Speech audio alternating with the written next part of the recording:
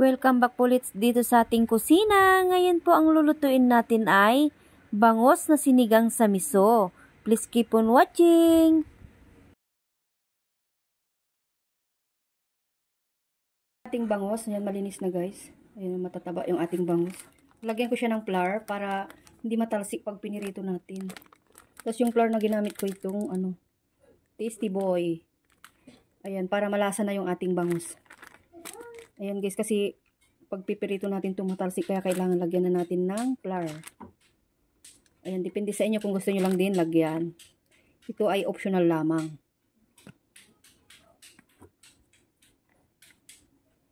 Ayan guys, nagpainit na ako ng pagpiprituan nating cooking pan. Use oil po yung gamit natin. Ayan, mainit na siya. Ilalagay ko na yung bango.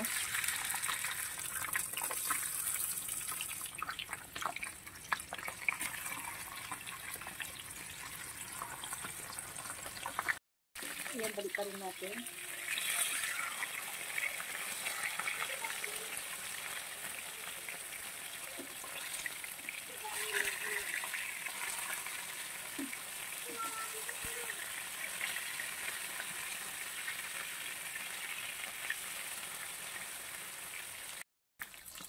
Ayan guys, okay na siya.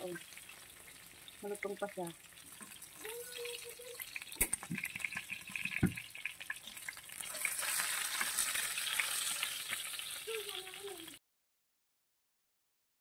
Ngayon naman umpisa na natin magluto. Gamit ko rin po yung pinagprituan. Naglagay ako ng kaunting mantika. Pinagsabay ko na ang bawang, sibuyas.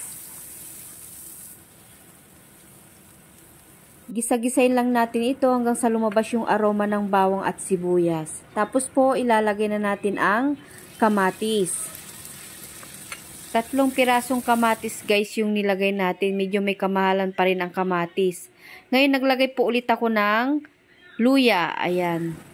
Tapos nung nagisa ng maigi, naglagay ako ng tubig. Bali 2 basong tubig. Yung tasang malaki po.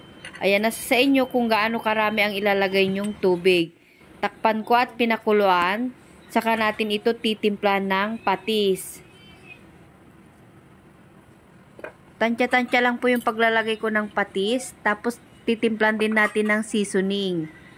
Ayan, haluin ko po.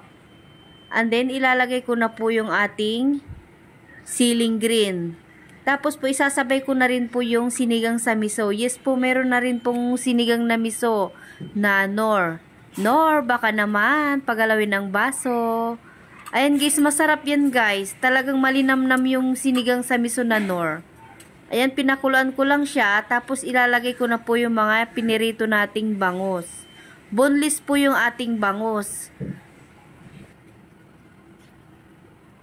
Ayan guys, nung binili ko yung bangos ay pinalinis ko na po doon sa ating pinagbilhan. Pinabunlis ko na rin para safe siyang kainin. Tapos nung kumulong-kumulo na siya, nilagay ko na yung mustasa. Pwede rin po yung pechay kung walang mustasa.